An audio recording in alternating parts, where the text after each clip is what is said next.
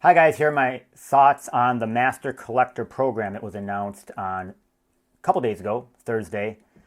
And we know it's preliminary, although in AMA, Dan did say, it sounded like it was, 98% complete. They might tweak some things with the secret rare comics maybe. So I have three things for you today. I will add that, I am a huge proponent of collecting what you like. Just playing this game to find these points is not going to be fun. It's not going to, I just don't think, well, maybe it is fun for some people. I know some people it'll be really fun for. But anyways, it is what it is. I encourage you, if you love Superman, just get the Superman one. Who cares about the points, right? And I love Superman, so I got the Superman, Okay, so the sets, the points, etc. So really, you want to focus on the sets and whatnot, but you want to focus on the points. We all have a budget. Most of us have a budget. Some people probably don't. But, you want to get as much bang for your buck. And so the first thing that I think people should look at, and I would look at, is, how much is each set worth, etc. And there is a website, vevesetlist.com, that has a roundup of all of it, overview, shows the points, shows the different collectibles. I think it was pulling in real-time pricing information, but it doesn't work currently. But great website, go check them out. I'll put the link in here somewhere and below. I'll link it below in the description. Whenever I say below, I mean in the description. I should say it that way. Okay. And this isn't financial advice, and I'm a guy, wearing a Twins hat, etc. Okay. Now, here's the three things. The first one is, what I would encourage people to do is not only look at the points per set, but look at the cost of the point per set. Once again, bang for your buck. So if you order it in a different way, so in other words, you're looking at how much money I'm spending. So if there's, like Superman is obviously a really, really bad one. It's, $900 to get 1 point. So that would be not very good. But if you look at, let's just go through some of the numbers I have here. So the best bang for your buck right now, and this will change and fluctuate, is the hoverboards. There's 5 collectibles. The overall set cost is $717 according to Veve Set List. Once again, this information might be, obviously it's always fluctuating, but that would be $62 per point. Number 2 is Starships, the Enterprise Starships. Number 3 is the Mermacono, the unicorns. Fantastic Four is the next one. The 007 posters set 4. The Captain America set with all the little mighty Marvel guys, the set of 5.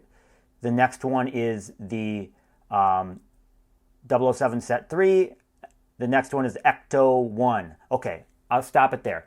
If you look at those are all under $75 per point. So with the best one being the hoverboards, like I said, which is at $62 per point. So that might be another way to consider it. I'm going to invest in this particular set because I get the most bang for my buck.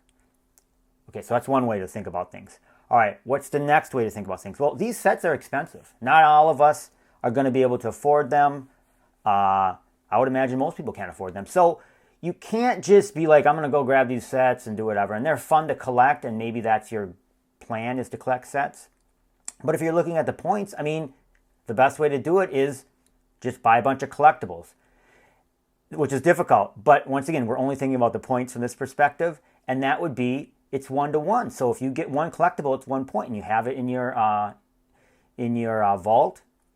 So then that's an easy number and you should just look at, what are the cheapest collectibles? Well, the cheapest collectibles are comics.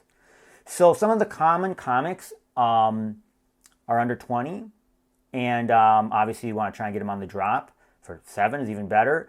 Now we know that, and I'll talk about this a little bit later, that if you can continue to keep a series of comics, you will get extra points, 5 points, which is really significant. There's not even that many collectible sets that will give you 5 extra points. So that's something to consider, is to look at the comics. From an investment perspective, I think that's going to put a lot of buying pressure on the comics, the common ones especially, and you can already see that they're jumping up in price.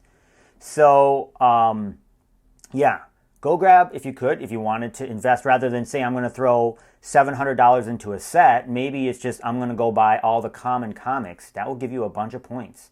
That might be a better bang for your buck. So that's my second thing. Okay, the third thing I have for you is, let me add this too. So the comics are very cheap. Sorry, I interrupt myself.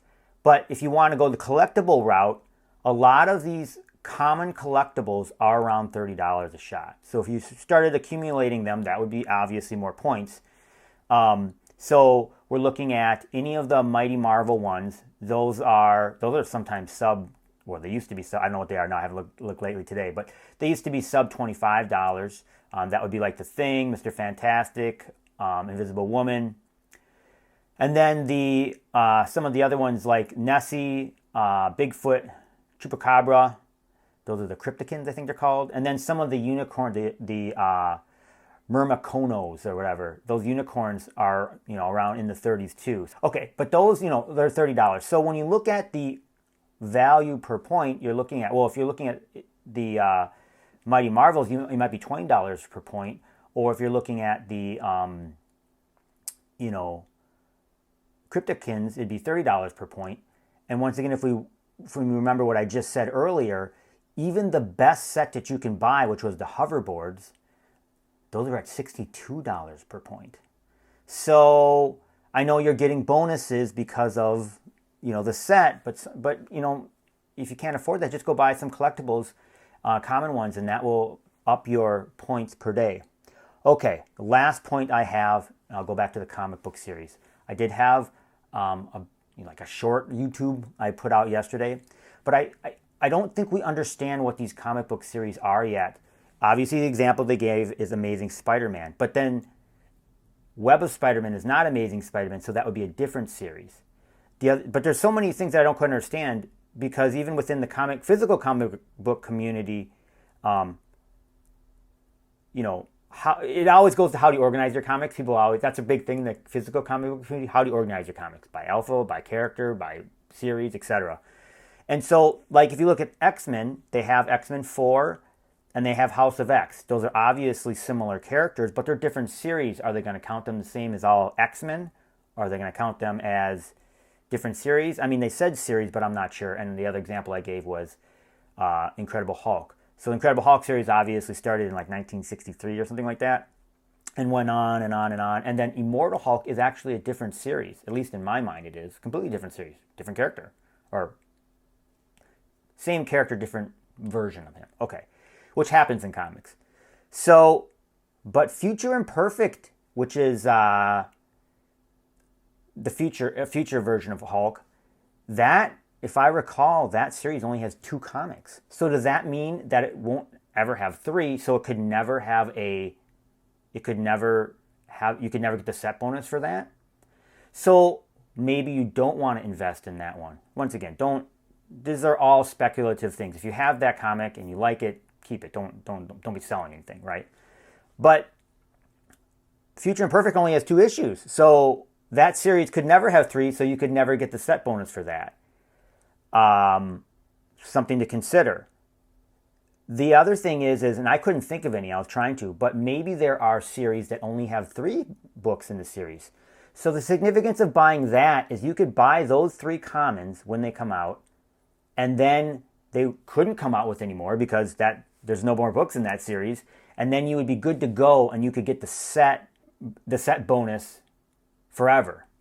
So that's my third thing, is look for comic book series that potentially have, and I'll tell you when I see them on this channel, that only have 3 in it, and then that would be great. Okay, one other thing I'll add, and I put this in that spreadsheet for the first appearances. I'll link it again below in the description. But just because the title of the series doesn't match doesn't mean it's not in the same series. So, for example, House of X, Powers of X. In the physical world, there are 6 House of X books and 6 Powers of X books. But those 12 books, comic books, make up the 12-book run. So they're all the same series. I couldn't imagine, unless they don't you have to read them together. You don't have to, but I mean, they together is what makes that run. I would think that would have to be a series. So, but I only am saying that because if you didn't know that, you would think, oh, House of X is its own series and Powers of X is its own series. And maybe they'll do it that way. Once again, we don't know. They really need to add that, in the, where they show all the details of the collectible. They need to add that part where it says what's in that set, which I'm assuming they're going to do because, I mean, I think even, comic book people that know something about comic books like me are going to be confused about what makes the set. And you're going to, once you start having a set, or a series, I guess is the correct term, of comics, you're going to want to continue to get those. That's why they did it, right? So that you get that bonus. Okay, that's what I have for you today. I really appreciate everybody watching. I'll talk to y'all soon.